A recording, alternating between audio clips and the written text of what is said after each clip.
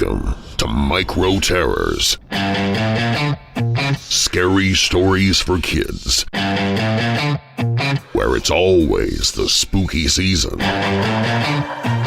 full of chills, thrills, and spine-tingling spooks. Micro Terrors are family-friendly frights for those ages 8 and up. And while our stories are for younger ears, we are still talking about things that go bump in the night, and some children may not be able to handle what others can. Parental consent is recommended. Now, for tonight's Micro Terror.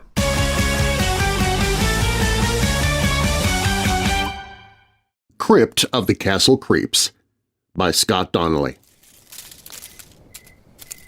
"Come on!" Benjamin cried out. "Don't be such a scaredy cat!" Liam, Benjamin's friend and accused scaredy cat, was hesitant, and with good reason. They were about to trespass on the infamous plot of land where Goldfield Manor, a large, Gothic castle, loomed over the valley like a hungry owl stalking its next prey. "I'm not a scaredy cat. I'm just trying to follow the law," Liam said. "Trespassing is a crime." "Yeah, trespassing on property where someone lives," Benjamin said. "Goldfield Manor hasn't been occupied since the 1950s. Can't you tell by the rusted gates, the overgrown weeds, and the dilapidated structure?" "No, I can see all of that just fine," Liam said. "Those are also all kinds of reasons not to go in there. I mean, what about the—" Liam stopped himself before he spilled the beans on why he didn't want to cross the threshold. Even though it was an obvious reason, he didn't want it out in the open that he truly was afraid. But Benjamin had already figured. "The ghosts?" Benjamin laughed. "Those are all just stories. There are no ghosts in Goldfield Manor. Ghosts don't exist. Trust me." Liam swallowed his words. There was no use arguing with Benjamin. When he had made his mind up about something, there was no changing it. Liam was better off just tagging along, getting their little excursion done and over with, and then going home to his warm bed. As the moon crossed over the sky, casting an amber glow down upon Goldfield Manor, Benjamin made his move, and Liam quickly scuttled up behind him. Through the rusted gates and sea of wavy overgrowth, the boys ended up at the crooked staircase that climbed up to a large wooden door at the front of the manor. The place had been abandoned for over 70 years with its last known occupants, Lorne and Lizzie Goldfield, having vanished without a trace in the 1950s.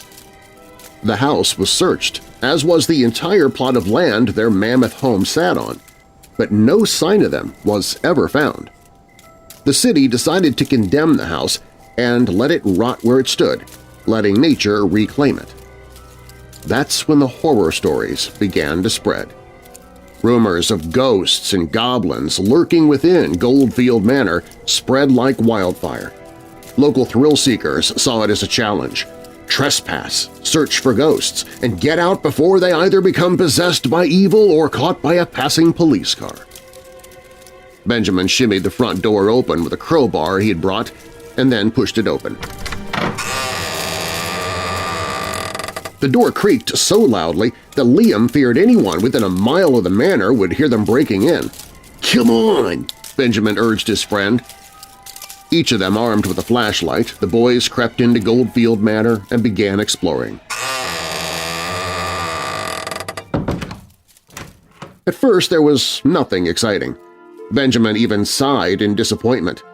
The rooms they walked through were empty, no furniture, no artifacts, nothing. They explored the upstairs, the downstairs, and finally came to a door that had a padlock on it. The lock was seamlessly covered in dust and was still locked. It was obvious that the door hadn't been accessed in a long time.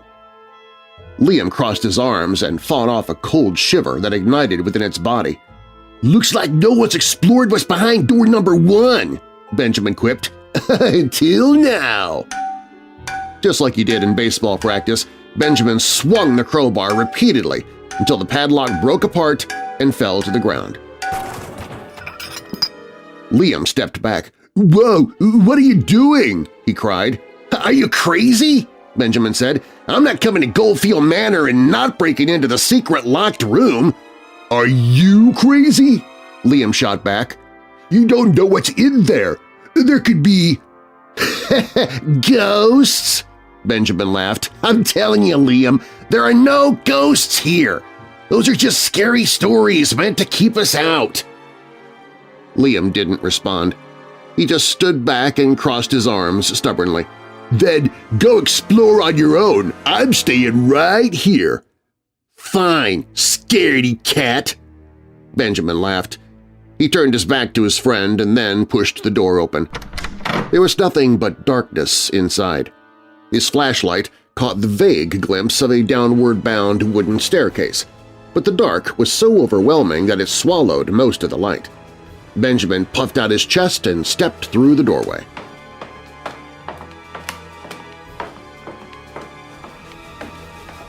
When he reached the bottom of the stairs, he felt a very noticeable change in temperature.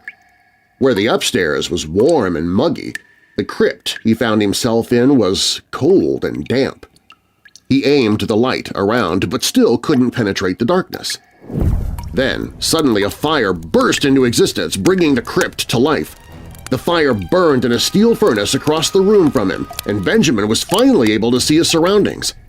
The walls were made from stone, glistening with leaking water. The ceiling corners all held heavy collections of cobwebs.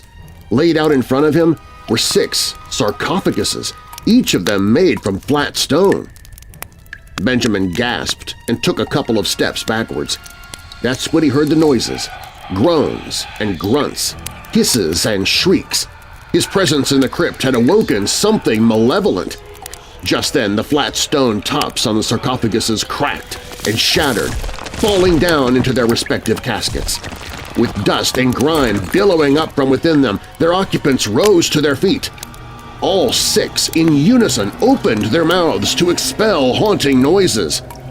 Being only shadows through the rising dust, Benjamin watched as their angry eyes glowed white-hot. Benjamin screamed and dashed back up the stairs, plowing Liam out of the way. "Oh, you creep!" Liam exclaimed. "What's the big idea here?" Benjamin came to a stop and faced his friend, quivering in fear. He stumbled over his words and couldn't form the warning he wanted to. Behind Liam, Benjamin saw a pair of white-hot eyes viciously burn through the darkness, followed by another pair, and then another. Soon 12 bright eyes lurked in the darkness of the stairwell. "Look out!" Benjamin was finally able to scream. Liam turned around and faced the assembly of glowing eyes. From within the darkness, 12 deteriorating arms reached out and grabbed Liam, pulling him in. Benjamin turned and ran for his life as Liam's screams echoed through the castle. As Benjamin reached the front door, Liam's screams came to an abrupt stop. He, too, came to stop just before rushing out of Goldfield Manor. He turned around and aimed his light. Aside from a leaky drip somewhere nearby, silence surrounded him. "Liam!" Benjamin stuttered. Within the beam of his light, he saw nothing. Then the bulb flickered and went out, plunging the entire room into darkness. Benjamin smacked his flashlight, trying to resuscitate it, but it was no use. Then a chill rippled through his body. He began to shake and felt an overwhelming, malevolent presence. That's when 14 white-hot eyes ignited all around him like lighters at a concert. A chorus of horrible wails, hisses, and shrieks gushed from the blackness, and Benjamin felt all their decrepit hands reach out and pull him in. His scream was cut short, but his reign in the crypt, along with Liam and the 6 others, was just beginning. Goldfield Manor stands in a foggy, dead landscape, looming over the valley like a hungry owl stalking its next prey. And with 2 new additions to the crypt, prey would soon come searching, just like it always did. Thank you for listening to Micro Terrors. Join us each Saturday for another scary story. For more fun, visit our website at microterrors.com, where you can get the latest Micro Terrors news, read fun facts about each story, sign up for our monthly newsletter, and even send in your own scary story for us to tell. Plus, you can become one of the terrified by joining the fan club at microterrors.com to enjoy exclusive perks like reading stories a week early, receiving complimentary books, and communicating directly with Micro Terrors writer and creator Scott Donnelly. You can also follow us on Facebook and Instagram using the handle @MicroTerrors. I hope you'll join us again soon for Micro Terrors, scary stories for kids.